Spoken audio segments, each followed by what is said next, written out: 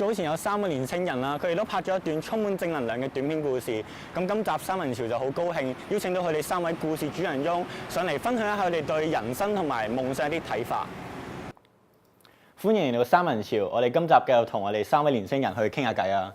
咁今集播出嘅日子啦，咁就係咁啱就係 DSE 放榜嘅日子喎。咁我同埋嘉怡相信呢一日就會非常之緊張啦。咁但係見到阿 Lee 同埋阿潘，你哋係過來人啦，咁你哋都而家係考完 DSE 啦，咁不如諗翻之前，其實你哋喺面對 DSE 放榜或者係面對成個公開試嘅情況底下，你哋其實點樣去面對嘅咧？即係其實嗰個月，相信對每一個中學生嚟講都係最難捱噶嘛。咁其實你哋嗰陣時面對公開試嘅時候，同埋之後你點樣去面對同埋咩方法嘅咧？阿 Lee 放榜就咁嘅喎，去攞份卷咪，去攞份成績咪得咯，冇緊張㗎，唔係攞咗份卷，哦，中文2啊，玩完。但係對自己都已經係對自己個期望係都有期望嘅，但係一定會有失望嘅。但係如果中間即係同期望有落差嘅情況，咁你點樣去之後點樣去面對點樣計劃咧？嗰時我呆咗喺度咯，我都唔知呆咗幾耐。之後咁跟住之後點算？曾經去報過一啲Space 啊或者 HKCC 嗰啲咯。但係當中會唔會話其實真係面對住好大壓力，或者係其實屋企人啊，或者會唔會話點樣去睇咧？其實屋企人覺得冇問題嘅，因為覺得成績又唔係最重要。咁我自己就唔會太緊張啦，因為其實一個經歷嚟嘅啫。我自己覺得係嗰陣時。咁我見到你都好樂觀啊，真係。係啊，雖然呆咗好耐，但係之後話都成績都出咗嚟啦，都改變唔到啲咩㗎啦，咪去爭取咯。好樂觀。咁阿潘咧，你又點睇啊？我成績出到嚟同我預計當中係有出入嘅。咁嗰一刻收到張成績單都有啲惡咗嘅，冇諗過有一科啦嘅成績會差到係跌到去 U 嘅。呢一刻真係好冇估唔到啦。不過跟住之後同自己講，又其實又唔一定要直接去讀大學，又或者我連 high dip 都讀唔到啦，咁其實都有其他方法再升上去。咁我就揾咗啲院校啊，讀咗個 diploma，咁就升咗上去。而家就讀緊其他學校嘅 high dip，嚟緊都畢業啦，就可能會再轉去其他學校讀 degree 啊咁樣嗰啲咯。咁因為我係住宿舍嘅，咁唔會有咩屋企人壓力啊嗰啲，即係我社工啊姑娘嗰啲其實都冇啊。其實最緊要，我覺得最緊要一樣嘢係你清楚自己條路，你自己想點行。其實我覺得就算你係咪直接讀大學又好啊，你係咪讀到所謂嘅人哋 high dip 大學就最好咧？其實我覺得唔係嘅，最緊要係你自己認清楚你自己條路點行，咁我就覺得 OK 噶啦。即係見到我睇你個故事之後，都發覺其實你自己都揾到你自己人生方向，即係我覺得其實唔需要話即係可能讀大學啊或者點樣，其實你揾到你自己活得精彩、活得有意義，其實都已經 OK 噶啦。咁不如我哋同嘉怡傾下，即係我同你都係今年嘅 DSE 考生啦。咁其實即係我哋見到香港其實即係同其他發達即係已發展城市，其實嗰個大學收生比率係真係嚴重咁唔夠啊嘛。咁其實我哋即係咁，你點樣去看待 DSE 呢樣嘢咧？我覺得係一個起點咯，因為其實咧每個人嘅目標同期望都唔同啊嘛，咁唔一定個個都要升上大學。我都係同意阿潘講，其實係揾自己啱嘅條路，同埋讀到自己中意讀嘅科就 OK 咯。咁我自己都覺得真係，我自己分享下，真係我覺得考公開試其實真係係中學生一樣最刻骨銘心嘅一樣嘢嚟，因為真係好似係成個中學生涯，跟住去到最後嘅一個歷練，就係令到你自己真係成長咗好多。即係我覺得其實結果係點其實真係唔重要，但係其實當中你考一個咁長途嘅試嘅情況底下，我覺得係已經係令到你自己成熟咗好多。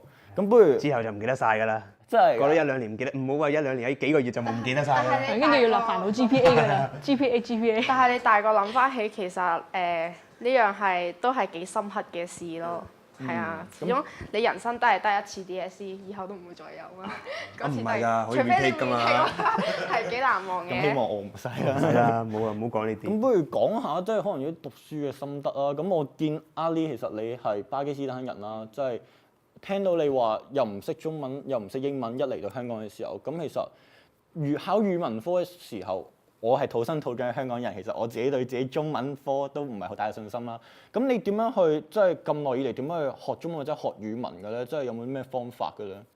由細到大，即係幼稚園同初小都阿爸阿媽幫我嘅，咁初小都有遇過一個老師，咁之後因為癌症過咗身啦，都變咗最多都係幼稚園同初小幫得最多啦，之後就開始係自己去努力咯。語文方面，咁其實同其他學生學嘅一樣。咁我自己又唔係幾中意語文科嘅，咁咪 hea下，咁功課又唔交。我除咗數學功課之外，其他功課應該都唔會點交，應該一個學期都應該欠200幾份嗰啲嚟㗎。